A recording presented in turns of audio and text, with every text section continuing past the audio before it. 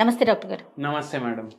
చైతన్య గారు, sleep patterns చాలా సరి చేసుకోవాలి. ప్రతి హెల్త్ ఇష్యూకి ఇది కూడా ఒక రీజన్ అనేది మీలాంటి డాక్టర్స్ చెప్తుంటే వింటాం. అయితే ఒక 1 అవర్ స్లీప్ తగ్గినా కూడా దాని ఎఫెక్ట్ మన బాడీ మీద, మన మైండ్ మీద ఉంటుందనేసి ఈ మధ్య కాలంలో నేను చదివానండి. నిజంగా అంత డేంజరా? ఒక ఒక ఒక ఒక గంట మనకి నిద్ర తక్కువైనా కూడా అంత ఇబ్బంది పడడానికి అవకాశం ఉంటుందంటారా? మన ఇంట్లో ఎన్నో వస్తువులు ఉంటాయి కదా, ఓకే.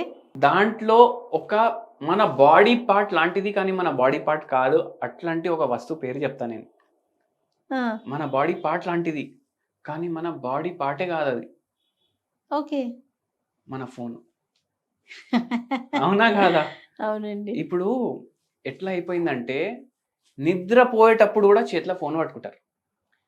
నాకు నిద్ర వచ్చినప్పుడు వరకు చూసుకుంటూ నిద్రపోతా, అది ఫోన్ అక్కడే బెడ్ మీదనే పడిపోతుంది. ఒక్కొక్కసారి లేచి చూసినాక అలారం రాలేదంటే పగిలిపోతుంది అది కిందికి పడి. అవును. మళ్ళీ మార్నింగ్ లేవగానే దాంతోనే స్టార్ట్ అవుతుంది. ఈ ఫోను ఏదైతే ఉంటది ఎట్లా బ్యాటరీ దిగుతుంది, అట్లా మీరు వాడితే హీట్ అవుతుందా కాదా? హీట్ అవుతుంది. మొత్తం బ్యాటరీ డ్రైన్ అవుట్ అయిపోయింది అనుకోండి, ఏం చేయాలి మనం? ఛార్జింగ్ చేయాలి. అంటే దీని అర్థం ఏంది అంటే ఫోన్ దేనిపైన నడుస్తుంది? ఎలక్ట్రిసిటీ పైననే నడుస్తుంది. అంటే అది స్టోర్ చేసుకుంటుంది బ్యాటరీ కరెంట్ని. మన బాడీ కూడా నడిచేది కరెంట్ మీదనే. ఎట్లా? మన బుర్ర కానీ మన హార్ట్ కానీ అన్ని ఆర్గన్స్ని నడిపించేది బ్రెయిన్. సిగ్నల్ పంపిస్తుంది నరాల ద్వారా. ఆ సిగ్నల్ ఇప్పుడు నేను చేతులు ఇట్లా ఊపుతుంటే కూడా నా నరాల్లో సిగ్నల్ వస్తుంది, చేయి ఊపు అనేసి. అంత ఫాస్ట్ అంటే మనకు అర్థం కూడా కాదు. చెప్పేది మనకు ఎందుకు వినపడదు? ఫ్రాక్షన్ ఆఫ్ సెకండ్స్లో అవుతాయి అన్ని పనులు. మన హార్ట్ బీట్ మనకు తెలియకుండా ఆపలేం మనం, అయితేనే ఉంటుంది. ఎందుకు? కరెంట్ కరెక్ట్గా పాస్ అవుతుంది. ఇప్పుడు ఫోన్ బ్యాటరీ దిగిపోతే అది ఆఫ్ అయిపోతుందా కాదా? మన బ్యాటరీ దిగిపోతే మనం కూడా ఆఫ్ అయిపోవాలి కదా కొద్దిసేపు. డెఫినెట్గా. ఆఫ్ అయిపోవడం అంటే టోటలీ ఆఫ్ కాదు, కానీ మనకు ఛార్జింగ్ అవ్వాలంటే మనం నిద్రపోవాలి.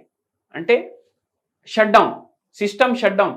ఏంది అంటే న్యాచురల్ కోమా. ఇది కోమా పేషెంట్లు ఉంటారు కదా, మన లైఫ్లో 1/3 పార్ట్ మనం కోమాలో ఉంటాం. ఎందుకు? మొత్తం ఫోన్ డెడ్ ఉంటేనే తొందరగా ఛార్జింగ్ అవుతుంది. మీరు చూడండి. ఎగ్జాక్ట్లీ. అట్లనే మనము కొమటో స్టేట్లో ఉన్నప్పుడు ఏమవుతుందంటే బాడీ రీఛార్జ్ అవుతుంది. ఏమేమవుతుంది? ఫస్ట్ 2 గంటలు అయితే జర్రా ఇట్లా మీకు జరపంగానే మీకు మేలుకు వస్తుంది. కానీ దాని తర్వాత లేవు లేవు లేవు లేవు అని చెప్పాలి. ఎందుకంటే మీరు డీప్ స్లీప్లో వెళ్ళిపోయినరు. స్లీప్లో కూడా స్టేజ్లు ఉంటాయి. డీప్ స్లీప్లో ఏమవుతుందంటే మనకు వేర్ అండ్ టేర్ అవుతుంది. అంటే ఇప్పుడు చాలా వర్క్ చేసిన కాళ్ళు లాగుతాయి కదా, కొద్దిగా ఏదైనా మజిల్ ఫైబర్ చిన్న డ్యామేజ్లు కానీ, కొన్ని ఇంజురీలు కానీ, నొప్పులు కానీ, ఇవన్నీ రిపేర్ అవుతాయి. నిద్రలో ఇవన్నీ రిపేర్ అవుతాయి. మీరు హైట్ ఉంటుంది కదా, పిల్లలది పెరుగుతుంది కదా హైట్, ఆ హైట్ కూడా పెరిగేది డీప్ స్లీప్లో. ఓకే.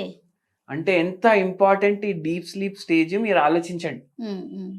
అయితే హైట్ పెరగడమే కాదు, రిపేర్ ఫంక్షన్ కూడా, ఇవన్నీ కూడా డీప్ స్లీప్లో అవుతాయి. మళ్ళీ దాని తర్వాత మళ్ళీ ఇంకోటి ఐ మూమెంట్ స్టేజ్ ఉంటుంది. కళలు కనిపిస్తాయి, మనకు కళ్ళు జరుగుతాయి.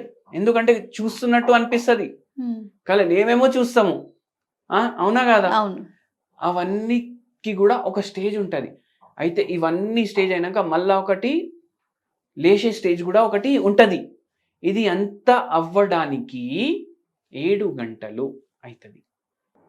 చిన్న పిల్లలు 15 గంటలు కూడా పండుకుంటారు. ఎందుకంటే వాళ్ళ బాడీకి నిద్ర ఎక్కువ అవసరం. ఎట్లా అయితే మన ఏజ్ పెరుగుతుంది కదా, అట్లా నిద్ర అవసరం తక్కువ. అందుకే 8 గంటలు అన్నా మనం పడుకోవాలి. కొందరు ఏమంటారు 6 గంటలు పడుకుంటే చాలు. కానీ 6 గంటలు పడుకున్నాక మీ స్లీప్ సైకిల్కి కంప్లీట్ ఫుల్ స్టాప్ ఉండదు. మీరు ట్రై చేయండి. చాలామంది 6 గంటలు పడుకొని లేచినాక కూడా వాళ్లకు మొత్తం రోజు నీరసంగా ఉంటుంది. మొత్తం రోజు ఏం పని చేసే బుద్ధి కాదు. మళ్ళీ ఏమవుతుందంటే డల్గా ఉంటామా లేదా? సరిగా నిద్రపోకపోతే చాలా డల్గా ఉంటే ఏం చేస్తాం? ఆ రోజు ఆఫీస్కి అయితే పోవాలి, వర్క్ మీద ఫోకస్ ఉండదు. వర్క్ మీద ఫోకస్ ఉండకపోయేసరికి మనం ఏం చేస్తామంటే ఛాయ్ చేసుకొని తాగుతాం, కాఫీ చేసుకొని తాగుతాం. దాంట్లో ఆ రోజు ఎక్కువ చక్కెర వేసుకుంటాం. అవునా కదా? ఎందుకంటే ఎనర్జీ కావాలి నాకు, నేను ఇప్పుడు పని చేయాలి, నాకు టార్గెట్లు ఉన్నాయి, ఈ ప్రాజెక్ట్ ఇవాళ నైట్ వరకు సబ్మిట్ చేయాలి, ఇవన్నీ ఉంటాయి కదా. అవును. ఆ రోజు మన క్యాలరీ ఇంటేక్ ఆటోమేటిక్లీ పెరిగిపోతుంది. అందుకే స్లీప్ సైకిల్ కంప్లీట్ అయ్యే వరకు మీరు లేవద్దు. అది చాలా ఇంపార్టెంట్. కొందరు ఏమంటారు తెలుసా మీకు, నేను 4 గంటలు సరే పడుకున్నా Yes, సరే అవును. నెక్స్ట్ డే ఫుల్ పని చేస్తా. ఆ మనుషులకి ఈ కాఫీ ఎడిక్షన్, సిగరెట్ల ఎడిక్షన్, ఈ రెండిట్లో ఏదో స్టిమ్యులెంట్లు ఇవి ఉంటాయి వాళ్ళకు. లేకపోతే వాళ్ళకు బరువు ఎక్కువ ఉంటుంది, ఎందుకంటే వాళ్ళ క్రేవింగ్స్ మీద కంట్రోల్ ఉండదు.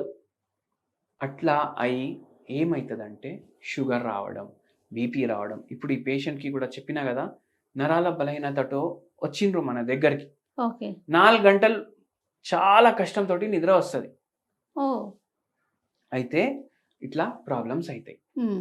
దీనివల్ల గ్యాస్ట్రిక్ సమస్యలు కూడా వస్తాయని విన్నాను డాక్టర్ గారు. గ్యాస్ట్రిక్ సమస్యలు అయితే 100% వస్తాయి. ఎందుకు ఇట్లా చెప్తున్నాను, మీరు ఏదో ఒక రోజు సరిగా పడుకోలేదు అనుకోండి, నెక్స్ట్ డే మీరు అబ్జర్వ్ చేయండి, మీకు మోషన్లో ప్రాబ్లం అవుతుంది, ఆకలి సరిగా అవ్వదు, కొంచెం తినబుద్ధి కాదు, గొంతంతా మంటగా అనిపిస్తుంది. ఒక్క రోజుకి మీరు అస్సలు సరిగా పడుకోకపోతే ఏమేమి డ్యామేజ్ అవుతుందో ఆలోచించండి మీరు. అట్లా అవుతుంది, పైల్స్ వస్తాయి, ఫిషులా వస్తుంది, గ్యాస్ట్రైటిస్ వస్తుంది, మళ్ళీ దాని తర్వాత మీకు అల్సర్స్ డెవలప్ అయ్యే ఛాన్సెస్ ఉంటాయి. నేను మాట్లాడేది ఓన్లీ గట్ గురించి.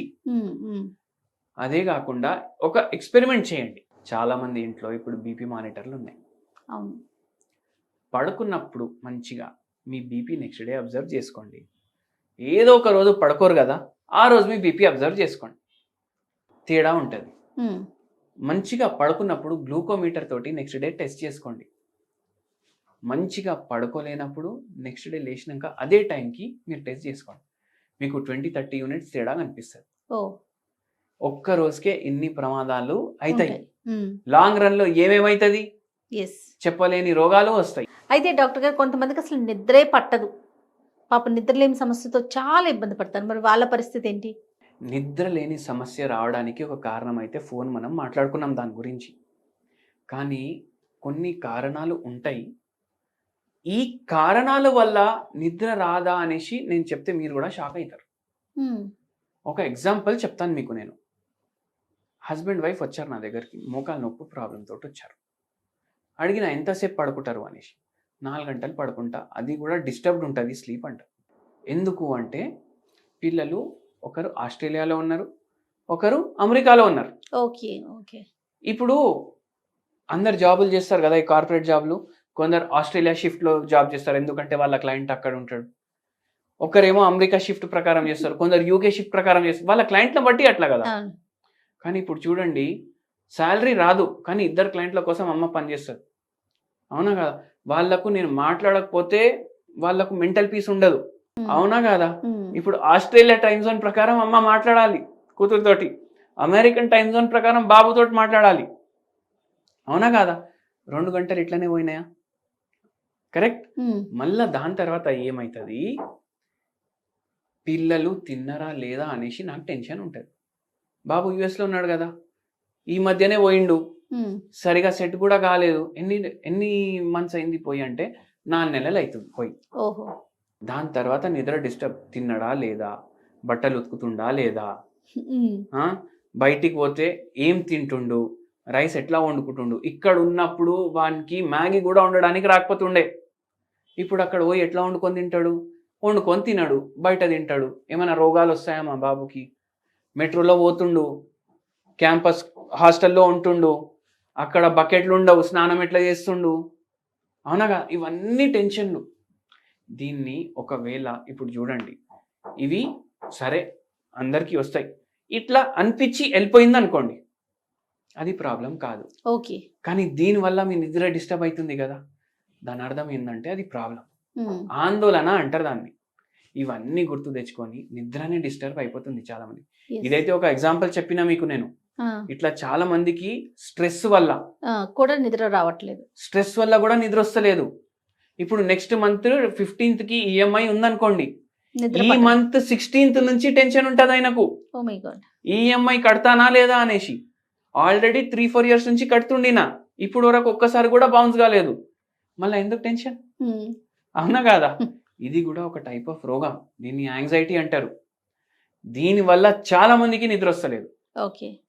అట్లే ఇవన్నీ కూడా, దీనికి కూడా ట్రీట్మెంట్ తీసుకోవాలి, మెడిటేషన్ చేయాలి, మళ్ళీ దాని తర్వాత ఫిజికల్ యాక్టివిటీ పెట్టుకోవాలి, మీకు నచ్చిన పని కూడా ఖచ్చితంగా చేయాలి. రైట్. అట్లా ఇవన్నీ చేస్తే కాస్త నిద్రలేమి సమస్య తగ్గొచ్చు అంటారు. తగ్గొచ్చు. ఒకవేళ అయినా తగ్గకపోతే మీరు హోమియోపతి మందులు వాడండి, ఏం సైడ్ ఎఫెక్ట్స్ ఉండవు. వేరే బిల్లలకి మీకు సైడ్ ఎఫెక్ట్లు ఉంటాయి, అవి తీసుకుంటే మళ్ళీ దానికి నీరసం రావడం, దానికి అలవాటు పడిపోవడం, అవన్నీ ఏమి హోమియోపతిలో ఉండవు. అట్లా. Right. Thank you so much doctor గారు. నమస్తే.